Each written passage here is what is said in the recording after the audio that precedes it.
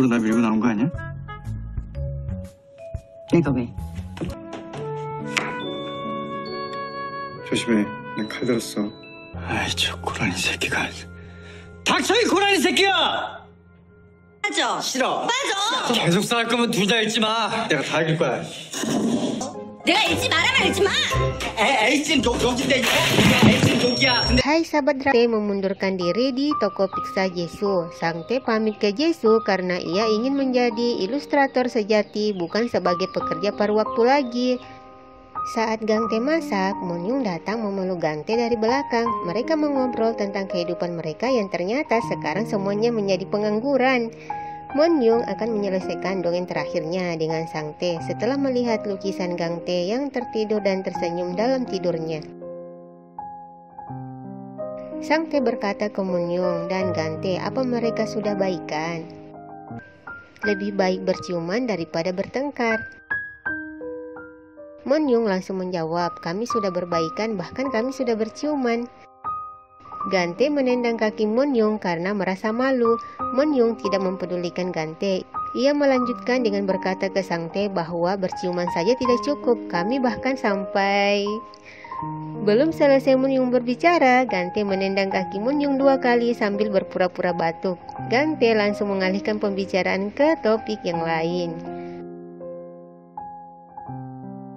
Monyung datang menjenguk ibunya di lembaga tempat ibunya ditahan. Ibu Monyung bukannya sadar, tapi dia tetap mempunyai sifat yang jahat. Bahkan ia berusaha menghasut Monyung untuk menjauh dari Gangte dan Sangte. Setelah menemui ibunya, Monyung datang ke rumah sakit untuk melihat Sangte menyelesaikan lukisannya. Sangte mulai menggambar kupu-kupu. Gangte ke toko Jesu. Ini pertama kalinya Gangte memanggil Jesu sebagai Hyung atau kakak laki-laki. Kata-kata Gangte membuat Jesu terharu. Bahkan Jesu sempat menangis karena Gangte memanggilnya Hyung.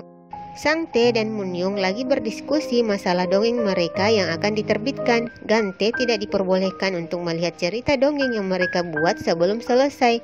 Gangte diusir dari ruangan kerja Monyung, membuat ia seperti orang asing. Gangte masuk ke ruangan kerja Monyung. Ia melihat Monyung dan Sangte tertidur karena kelelahan. Diam-diam Gangte melihat lembaran dongeng Monyung dan Sangte yang berjudul Mencari Jati Diri Sesungguhnya. Setelah beberapa hari, akhirnya buku dongeng karya Monyung dan Sangte diterbitkan. Pak Li langsung membawa buku tersebut ke kastil Monyung. Sangte sangat senang. Ia mengambil 1 buah buku dan berlari keluar menuju rumah sakit Oke untuk memperlihatkan hasil kerjanya ke pohon ibunya.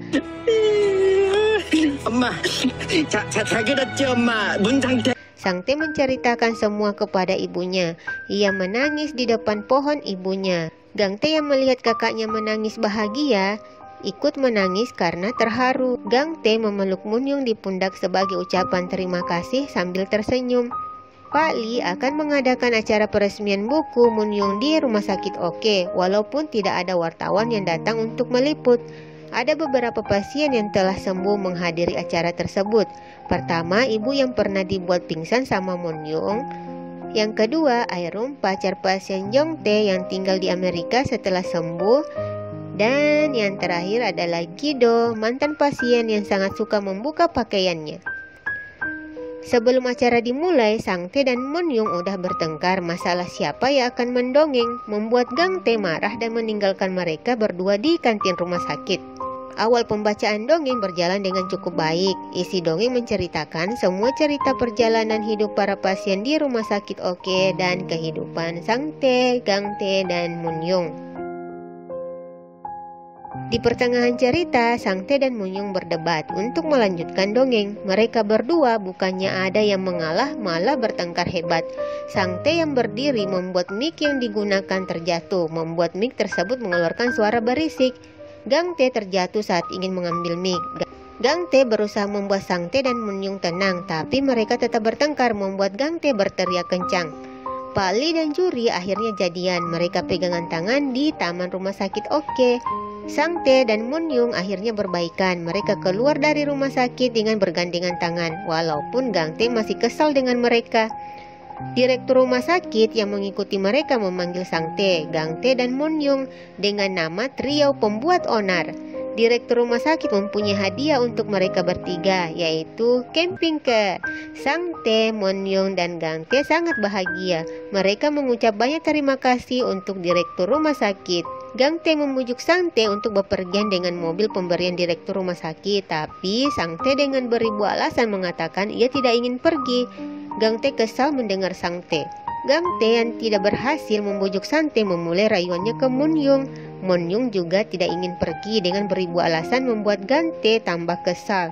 Karena kesal, ia mengajak Pali dan Jisoo untuk minum-minum. Gang-tae mengeluarkan semua keluh kesahnya tentang Sang-tae dan Mon-young di depan Jisoo dan Pali. Gang-tae benar-benar mabuk berat. Saat Gang-tae pulang ke rumah, ia melihat Mon-young dan Sang-tae dengan beberapa koper dan tas. Ternyata Sang-tae dan Mon-young bersekongkol untuk mengerjai Gang-tae. Gang-tae terlihat bodoh dan ia terharu dengan sikap kakak dan pacarnya. Karena Gang-tae mabuk, terpaksa Mon-young yang menyetiri mobil dengan unek-unek yang begitu banyak yang keluar dari mulutnya. Mang-tae juga ikut, ia menjadi hiasan gantung di camping car. Mereka camping dengan baju yang sama, yaitu baju bergambar dinosaurus. Gang-tae yang udah mabuk semakin mabuk karena mobil yang dikendarai Mon-young berkelok-kelok karena Mon-young dan Sang-tae bertengkar di dalam mobil. Sang-tae, Gang-tae, dan Mon-young benar-benar bahagia dengan perjalanan mereka menggunakan camping car. Gang-tae dan Mon-young mengobrol di depan camping car. Mon-young meminta maaf atas semua perbuatannya ke Gang-tae. Mon-young berharap Gang-tae tidak akan hidup menderita lagi. Mon-young menyatakan perasaan cintanya yang tulus ke Gang-tae kemudian menciumnya. Sang-tae berpamitan ke Gang-tae. Gang-tae terlihat terkejut mendengar perkataan Sang-tae. Sang-tae menyuruh Gang-tae untuk pergi berdua saja dengan Mon-young. Sang-tae ingin pulang untuk bekerja menjadi ilustrator dongeng. Gang-tae dan Mon-young terharu mendengar ucapan Sang-tae. Sekarang Sang-tae benar-benar sudah dewasa dan bisa hidup mandiri tanpa Gang-tae lagi. Mereka berpamitan dengan rasa haru dan bahagia. Sang-tae pergi bersama Pali yang datang menjemputnya. Gang-tae dan Mon-young pergi bersama. Mereka pergi dengan arah yang berlawanan untuk menjalani kehidupan yang sebenarnya. 선영과 소리만 요란하고 속이 텅 빈 깡통 공주. 그리고 어찌? 혼자 먹었어? 고마워.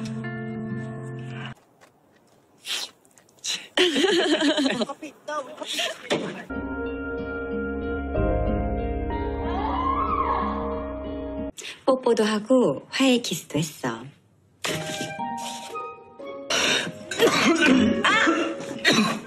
아이씨, 왜 자꾸 발로 차? 욕할 거야? 진짜 너 욕? 진짜 저만했어? 낭도 자, 일로 와요. 내가 먼저 했는데 왜 나한테 지랄했냐고 오빠는? 너 지랄 또 지랄. 싸우지 말고 싸우는 것보다 뽀뽀하는 게 나아.